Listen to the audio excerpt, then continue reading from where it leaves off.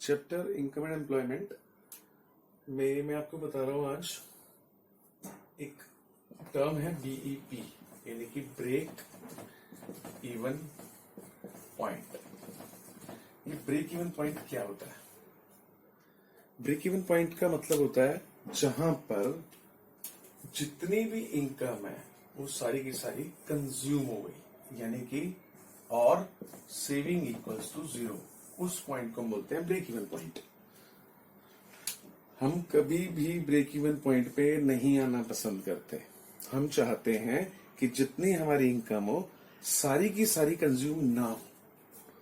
जितनी इनकम है सारी कंज्यूम ना हो, कम कंज्यूम हो, यानी कि कुछ ना कुछ सेविंग बनी रहे। एग्जाम्पल, ये इनकम, ये कंजम्पशन और ये सेविंग। मान लिया एक बंदे की इनकम है 1000 और वो खर्च करता है 600 रुपए, 400 रुपए सेव करता है, ठीक है। फिर अगले महीने उसकी इनकम 1000, खर्च करता है वो 800, 200 रुपए सेव करता है। फिर इसकी इनकम 1000, पूरा 1000 कंज्यूम कर लेता है, 0 सेव करता है। फिर उसकी इनकम 1000, 1200 कंज्यूम करता है, 200 रुपए पुरानी सेविंग्स में से खाता है या लोन लेता है। फिर उसकी इनकम 1000, मान लिया वो 1500 रुपए खर्च करता है, 500 रुपए पुरानी सेविंग, नेगेटिव सेविंग हो गई। अब देखो, ये जो पॉइंट था जहां पर इनकम और कंजम्पशन इक्वल है, देखो इनकम और कंजम्पशन, वाई को हम इनकम के लिए डिनोट करते हैं, सी कंजम्पशन के लिए। तो जहां पर इनकम और कंजम्पशन सेम हो गया, यानी कि सेविंग 0 हो गई, इस पॉइंट को हम बोलेंगे ब्रेक इवन पॉइंट।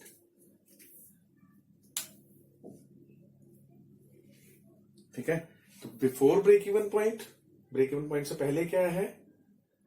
उसका कंजम्पशन कम है, इनकम ज्यादा है, यानी कि कुछ ना कुछ सेविंग है, पॉजिटिव सेविंग है ना।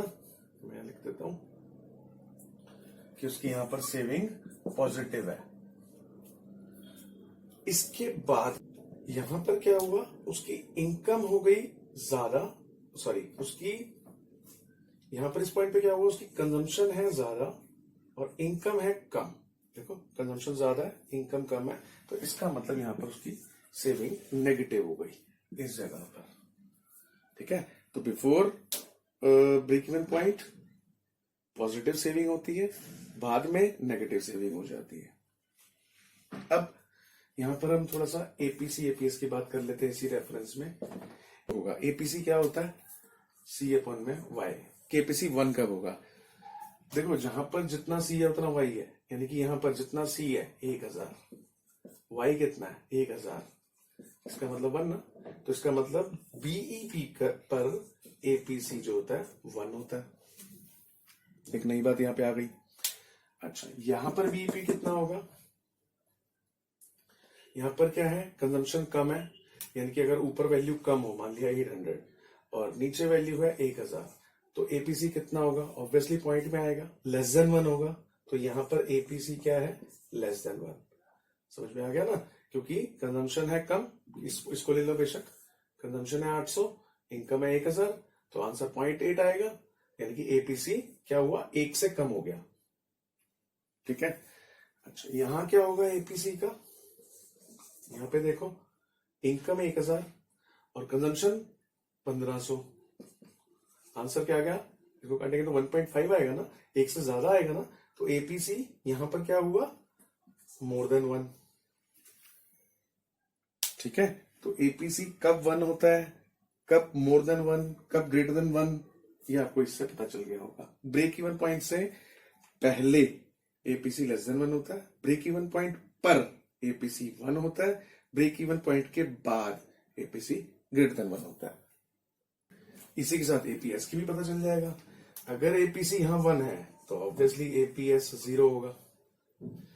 अगर यहां एपीसी लेस देन 1 है तो एपीएस ग्रेटर देन 1 होगा। उल्टा होता है ना उसका। यहां एपीसी अगर ग्रेटर देन 1 है तो एपीएस लेस देन 1 होगा। इसके बारे में ही पता चल गया, बिल्कुल उसके अपोजिट है। अच्छा, अब मैं आप मुझे बताओ कि क्या एपीसी 0 हो सकता है? एपीसी 0 तब होगा जब कंजम्पशन 0 हो जाए और इनकम हो कुछ ना कुछ, तभी ना ऊपर जीरो हो जाए, यानी कि यहाँ जीरो हो जाए कि इनकम तो हमारी 1,000 है और हम खर्च कुछ नहीं कर रहे, तो एपीसी जीरो हो जाएगा। तो क्या एपीसी का जीरो होना पॉसिबल है? सोच के देखो कि एपीसी क्या जीरो हो सकता है? नहीं, कभी भी जीरो नहीं होगा, क्योंकि ऐसा कभी भी नहीं होगा कि एक बंदे की इनकम तो है लेकिन कंजम्पशन नहीं कर रहा। क्योंकि अगर इंसान इस दुनिया में है तो चाहे इनकम हो या ना हो, इस कंजम्पशन जीरो कभी भी नहीं होगा। जैसे ही वो पैदा होता है उसके साथ उसका कंजम्पशन शुरू हो जाता है, उसके मरने तक इनकम हो या ना हो उसका कंजम्पशन जरूर रहता है। ठीक है, तो कंजम्पशन कभी भी जीरो नहीं हो सकता, इसलिए एपीसी भी कभी जीरो नहीं हो सकता, ये बात ध्यान रखना। तो क्या एपीएस जीरो हो सकता है? ये हो सकता है जीरो? हाँ, बिल्कुल हो सकता है। ऐसा जरूर हो सकता है कि किसी बंदे की सेविंग मतलब एपीएस जीरो कब होगा? अगर एपीसी 1 हो गया, देखो यहाँ एपीएस जीरो हो गया ना, मैंने यहाँ कहा कि कंजम्पशन कभी जीरो नहीं हो सकता, लेकिन सेविंग तो जीरो हो ही सकती है ना। देखो यहाँ सेविंग जीरो तो थी कि एक बंदे की जितनी इनकम है सारी की सारी कंज्यूम कर ली हो, ऐसा तो हो ही सकता है। इसलिए एपीएस जीरो हो सकता है, एपीसी कभी जीरो नहीं हो सकता।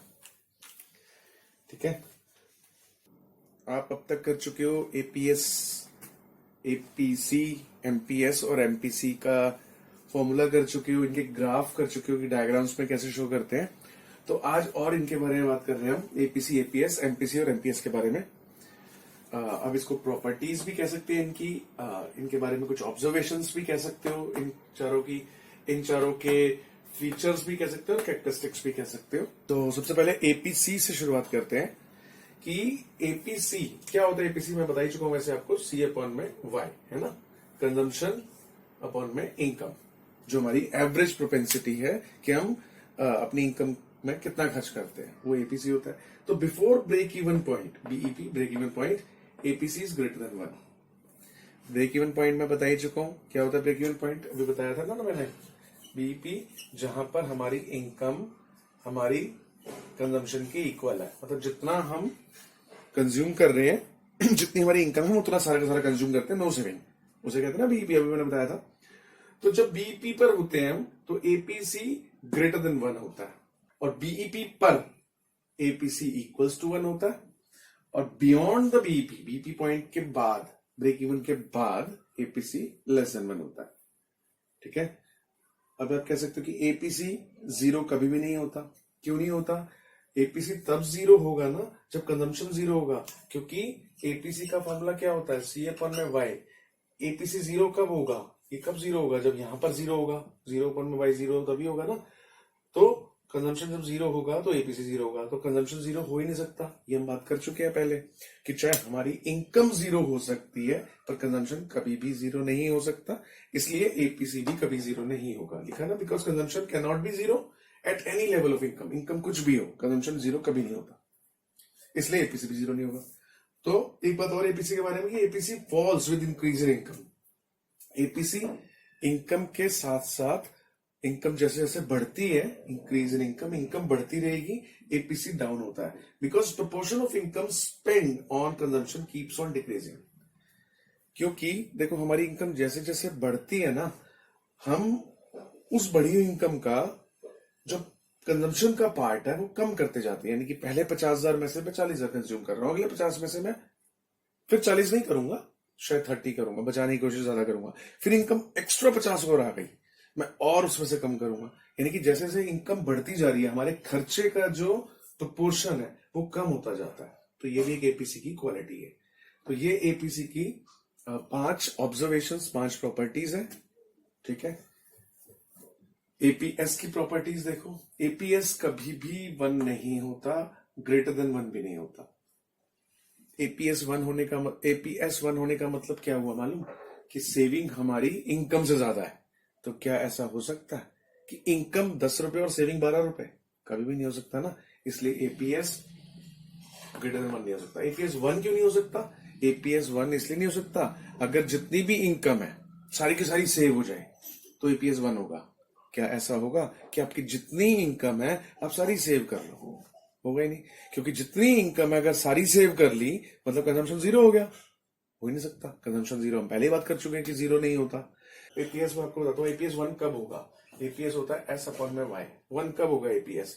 जब यहां भी 100 और यहां भी 100 तभी 1 होगा ना एपीएस।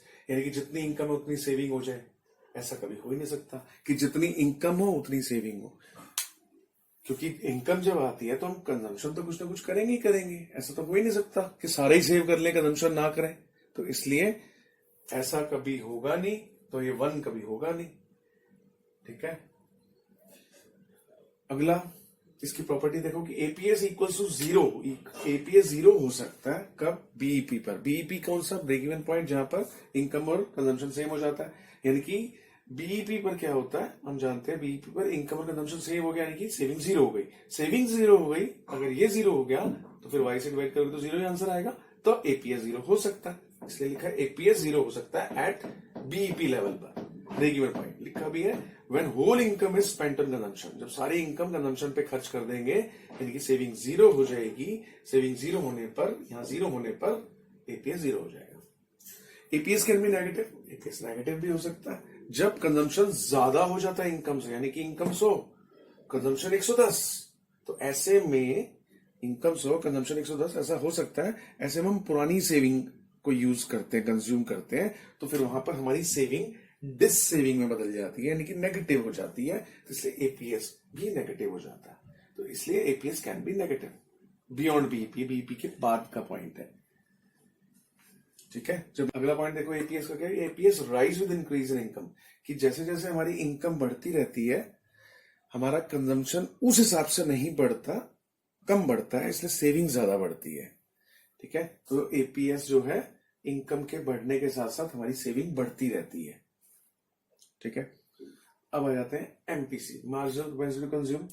जानते हो इसका फॉर्मूला, डेल्टा सी अपॉन में डेल्टा वाई, यानी कि इनकम में चेंज, डेल्टा सी है कंजम्पशन में चेंज, तो फॉर्मूला बन गया चेंज इन कंजम्पशन अपॉन में चेंज इन इनकम।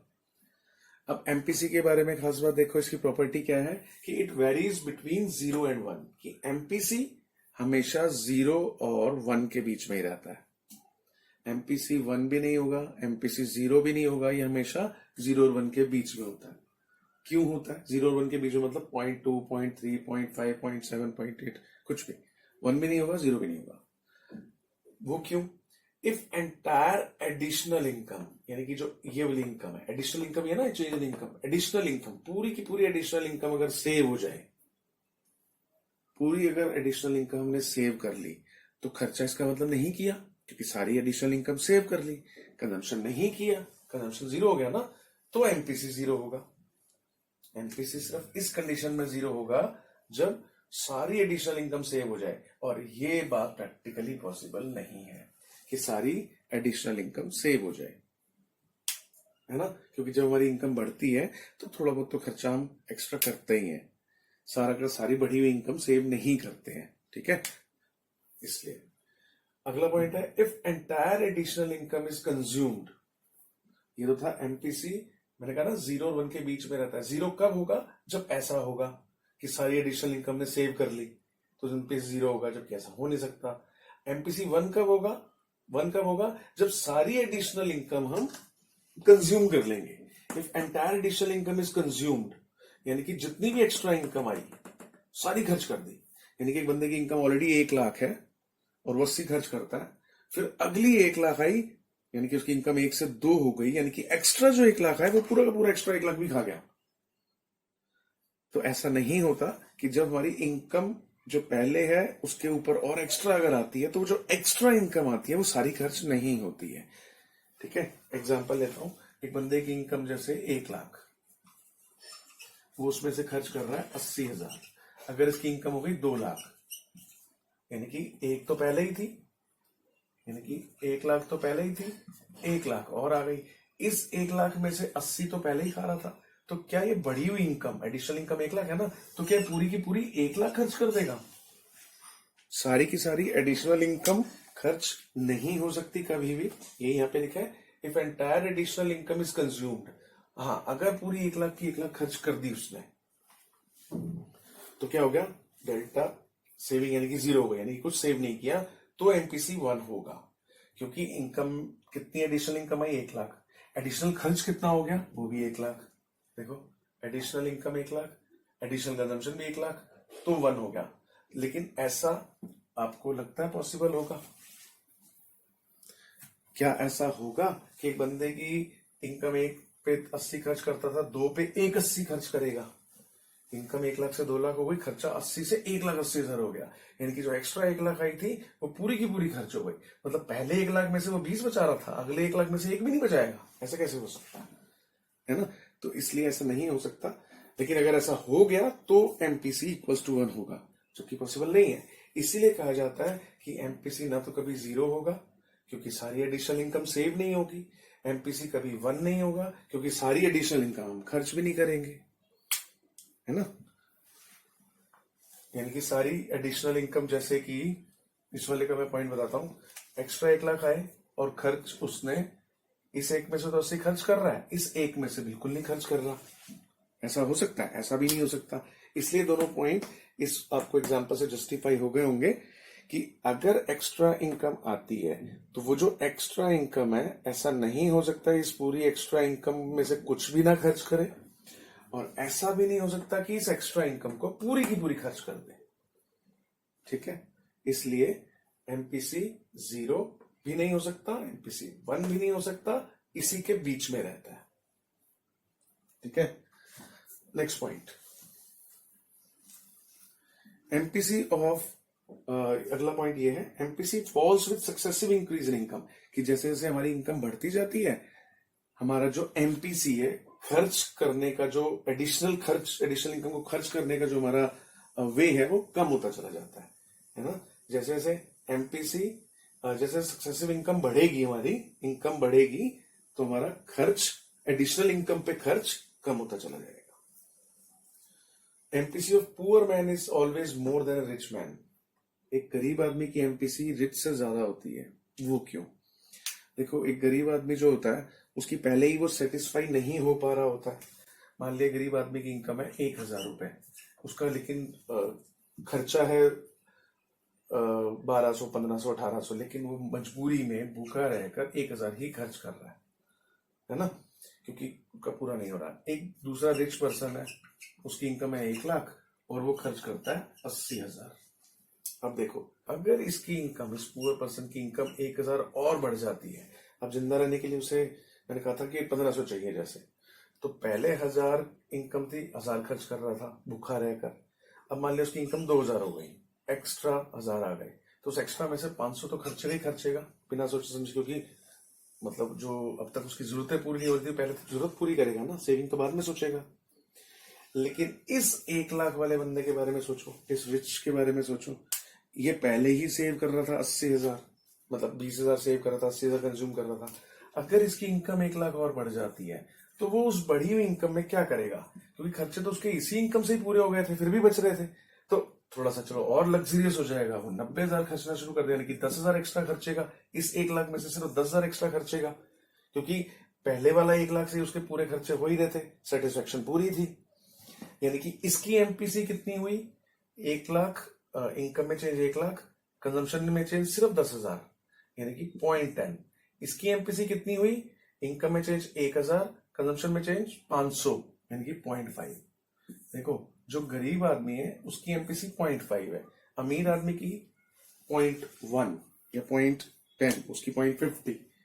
तो इसलिए ये कहा जाता है कि MPC of poor man is always more than a rich man, क्योंकि वो पुअर मैन अपनी बढ़ी हुई इनकम का ज्यादा पार्ट खर्च करता है, क्योंकि उसकी सेटिस्फेक्शन नहीं हो रही है अपनी पुरानी इनकम से।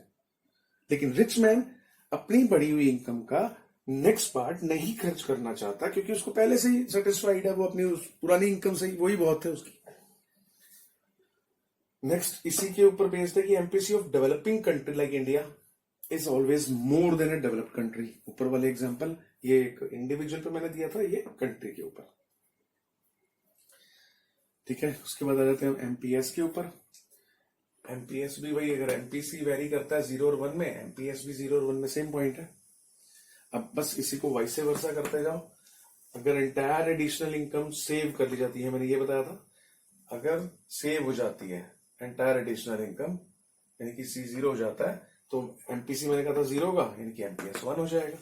उल्टा हो गया ना, ये एमपीएस 0, एमपीएस 1, वही पॉइंट है। वो एमपीसी के कंटेक्स्ट में बोला है, ये एमपीएस के कंटेक्स्ट में बोला। अगर सारी की सारी एडिशनल इनकम, ये वाला पॉइंट जो था उसमें एमपीसी 1, यहाँ एमपीएस 0, उसी कंटेक्स्ट में बस एमपीसी 1 है तो एमपीसी 0, सेम पॉइंट है। यहाँ पे मैं लिख रहा था एमपीसी फॉल होती है जैसे जैसे इनकम बढ़ेगी, बंदे का कंजम्पशन कम होगा। यहाँ पे मैंने बोला कि जैसे जैसे इनकम बढ़ेगी बंदे की सेविंग भी बढ़ेगी, है ना। एमपीसी की जगह एमपीएस आ गया। तो ये थी properties, observation, features, characteristics of APC, APS, MPC and MPS.